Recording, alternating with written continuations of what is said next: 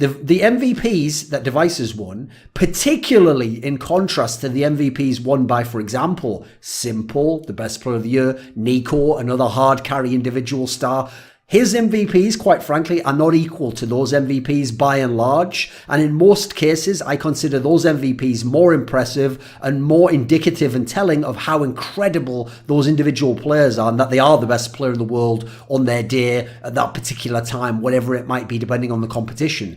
Because those players are, even in top teams, hard carrying. Like FaZe Clan and Na'Vi, without s1mple and Nico, would be an absolute travesty. They'd be struggling to make top 10.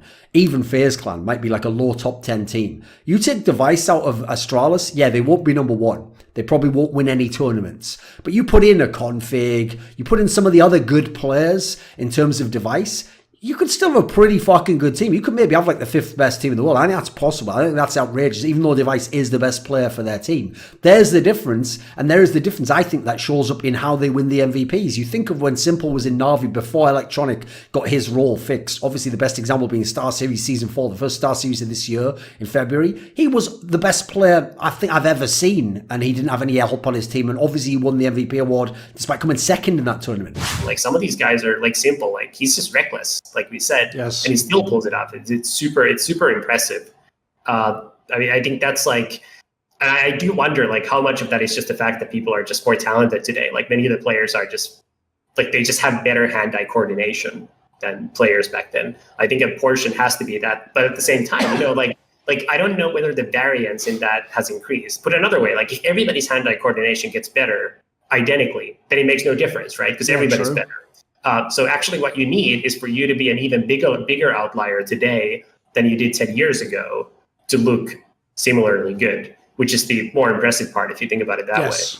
Yeah, that's what makes s1mple just so bonkers, isn't it? It's like, even in a world where there's, like, especially because now we've developed all these global scenes so much. So you have all these players like Nico from Bosnia, who, by the way, never would have been seen in 1.6. He would have sadly been like, fucking, the example is Oscar. Like, we would have only heard of him from a Frag movie and gone, seems pretty good. Shim will never see him on the international stage, or he'll lose in the first round. So, to be fair, we never would have had a guy like that at 1.6. But when you have us developed a scene, the idea that you can then put the gap between you and everyone else that s1mple did in 2018 is ridiculous. Like, the best example ever I said then is the way I knew that s1mple had broken csgo. It's because it's not that I thought he was the best, because I thought players in the past were the best who people disagreed with. It's when even all the fans, and even HLTV.org, which famously didn't used to give MVPs to people who weren't in the winning team, it's when even though Device won the most MVPs of the year, everyone agreed he's not the best player of the year. And I was like, dude, in 1.6, if you win every tournament of the year and you're the MVP every time, we don't even need the discussion. It's like, you will just get that. Everyone will say, this was your year, you were the best. But like, the idea that Device had it twice, where 2 years he won all the majors almost, like he had tons of MVPs, and at the end of the year, everyone was like, that's cool, Device, but excuse me, we're just going to go and jerk off over fucking s1mple and z1w or s1mple and Nico. That just shows how the game has become mad skill. In isolation, they're right. Like, if both of you just have a deagle, I'm going to say s1mple or Nico has a higher chance of getting a kill with it. But the problem is, that ignores the context of both players' gun scenario, which, let's be real, in those cases, and almost all cases I can think of, the star player is also better with an AK or an M4 than he is with a Desert Eagle or a CZ. Like, I don't care which star player we're talking about here, Nico, s1mple, go through all the ones you'd want to go through. It's almost certainly the case that they are much stronger with the rifle than with that pistol, and therefore you're more likely to get a kill by having them do that overall. So you give him the AK, regardless of who's stronger with a deagle, having the star player have an AK is going to give you a better chance of winning this particular round, of getting kills in this scenario.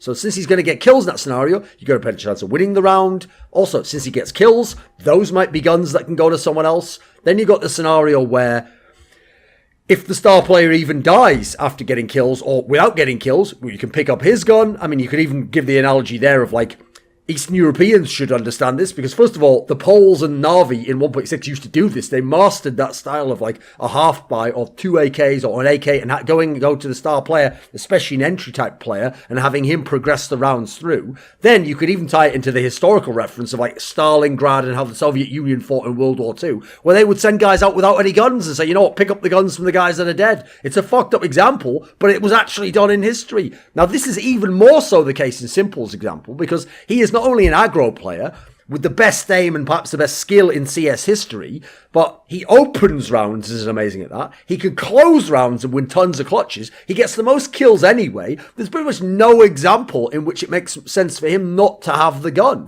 A lot of Na'Vi's success on a low-key level in terms of keeping the economy going has come from these hero AK buys which went to s1mple. That's part of why their force buy numbers are so high, not just from some genius calls and setups. There's some of that, but it's definitely not. It's skewed a lot by these hero s1mple plays.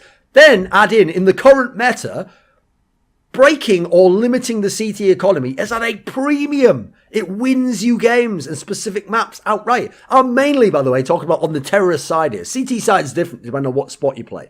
The superstar carry player has the best chance to start to limit their economy, to neutralize it entirely. Now, there are outliers, depending on what CT position you play. If your star player is a passive player, maybe you wouldn't give it to Cold Zero in that side. You might give it to Thorin instead, whatever form he's in.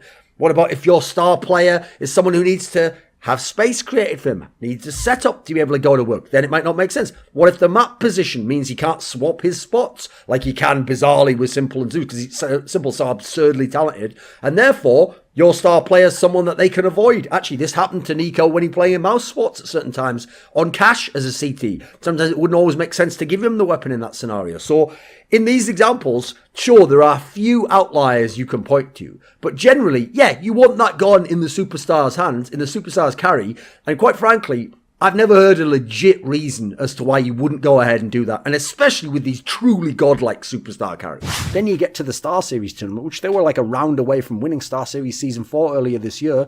That was just because s1mple was a god. That was nothing to do with Na'Vi. That was nothing to do with Zeus or their map pool or their system. And even Flamey having a few good maps, that wasn't really enough to warrant almost winning a big tournament that had all the top teams in the world in attendance.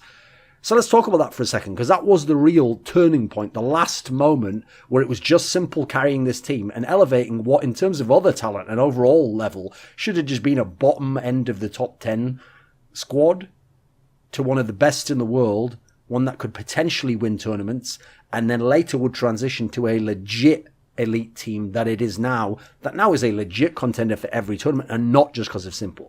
Because at StarSeries Season 4, I don't want to exaggerate this. I don't want it to seem like this is just hyperbole or I'm pouring superlatives on someone because I like him or I know him a lot. I legitimately think that StarSeries Season 4 earlier this year was the best individual performance any player has ever turned in at a tournament in CSGO history. And that is with the context that s1mple played something ludicrous like 21 or 22 maps of play at that tournament, where in past big tournaments, the most you would ever play was maybe 12, 15, an absolute stretch. And so he was playing more maps against some elite level competition. He played against the best teams in the world at the tournament. He played against FaZe. He played against Astralis in the round of 8, who at the next tournament went on to be the next dominant team. Played against Mousespots in the final. It was fucking unbelievable stuff. s1mple was so good that Na'Vi almost won the final, and a bunch of the series they won, they had no business winning some of those maps. Those were like opponents' map picks, or they were like decider maps, like Train that they weren't very good at the time.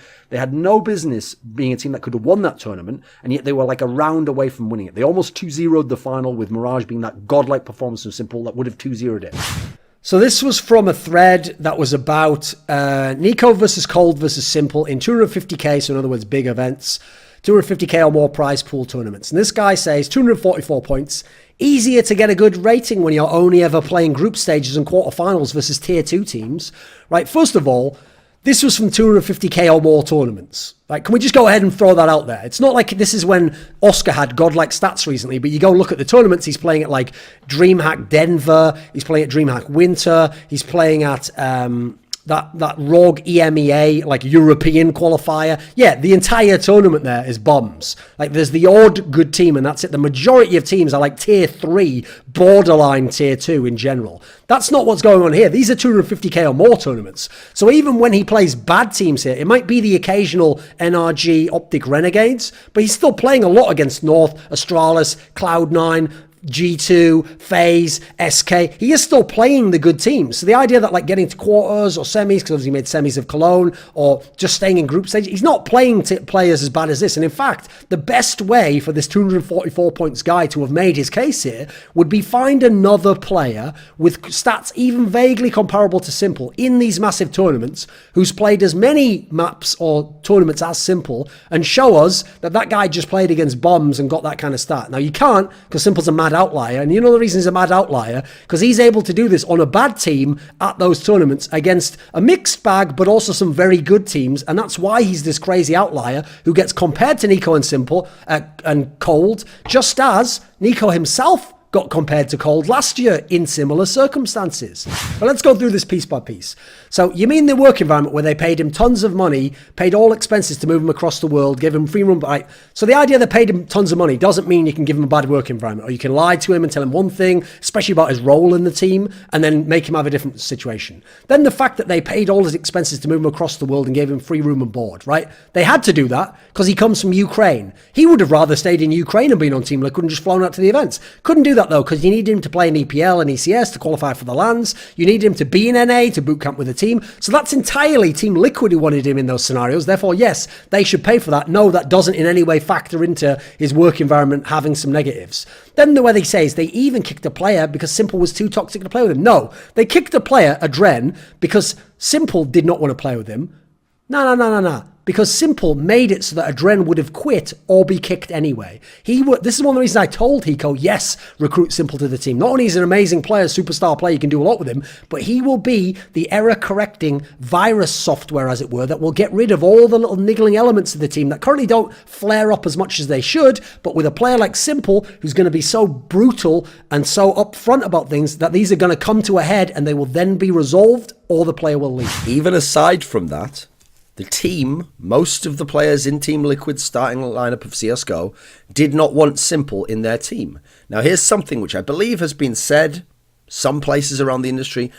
I can't remember if it was said in an interview by Team Liquid, but before the major, a number of the players in the team wanted to kick s1mple out of the team after the major anyway. The fact that they then did exceptionally well, buoyed everyone up and they got really excited and wow, and they were thinking, oh, this works and he's a different person. Yeah, because the success got to them. They got drunk on the wine of success.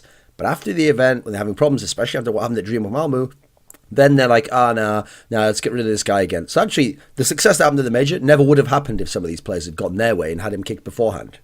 So, when I say the team was split on s1mple, yeah, that's because, unfortunately, for some reason, people think of split in their mind as being like an even split. No, it was split. There was a guy called Hiko, who the whole reason he's even in Team Liquid and never left Cloud9 and has made all these roster moves in his career is because he wants to win. He wants to have the best team. Now, he wanted to keep s1mple. He wanted to find a way to work with s1mple because he recognizes s1mple's talent. Everyone else in the team didn't want s1mple in the team. Now, the worst part about them not wanting s1mple is that they didn't have some really good solution to replacing him or filling in the gaps and the holes of what he provides in the team and the vacuum he would leave if he left. You've got to find ways to get him to buy into your system. Now, what I mean by that is, you might even have to tell him straight up, maybe one-on-one, mate, we understand you're the best player. We understand you're the star player in the team. But when you get angry and when you get upset and you get frustrated for whatever reasons, and when you lash out at your teammates like this, unfortunately, it actually kind of like makes your teammates play worse, and therefore you won't win. You're winning less. So never mind like the fact that it's rude or whatever to lash out. No.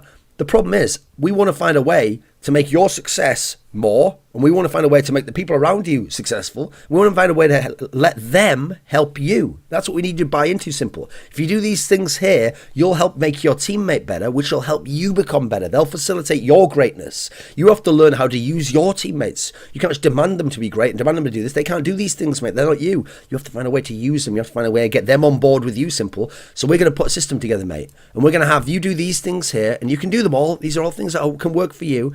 But if you do these things here, they're going to buy into your system as well. And they're going to believe in you as a player. And they're going to do things you need. And then we're all going to be really successful. You have to have that sort of a coach who can get to him in that particular way. And then he's going to buy in. And he doesn't have to do all these strict rules, like I said. We're not going to have different rules for him. But the things that he is going to do, the slight tweaks, are going to make the game better for everyone. If you think of like the best 3-month span that Faker ever had in his career, maybe it would be like summer 2015, maybe summer 2013, whatever period you think was Faker's peak, right? Imagine he just did that and just kept doing it the whole time. And it wasn't a 3-year span. That was just the first year and then another year. And then he did it for like 5 years. And each year he was getting better each year. That's basically what s1mple did. Yeah. Events come and go, fame rises and then falls away. You have a job, you lose a job. You do one thing, you have to move on to another. But one of the cool things about my career is I have my own support network who's always got my back. So I always know I can rely on support to do the work I want to do and talk the way I want to talk and not have to follow certain rules that others arbitrarily have to follow. And that support group is, of course, called the Skrilluminati, my Patreon community. This video and all the others on my channel was kindly supported by Matt Pugnatio Rajcula, Frisky, Ahmed Hadjou, Tobias Bernasconi, Torin, Tosh, Jensen Goh, Animosity, and you know it, always my main man Jerky's minion, rocking with me, ride or die. Would you like to suggest a topic or a guest for a future episode of Reflections or a talk show? Do you want teasers? Find out who the upcoming guests are? Maybe you want to ask me a question for my video AMA where I tend to go quite in depth, or perhaps you want to take part in one of those really long donated discussions where we talk about whatever you're into in esports. Well, if any of those perks or any of the others catch your fancy, join the Skrilluminati today via the Patreon link in the description box where? Down below.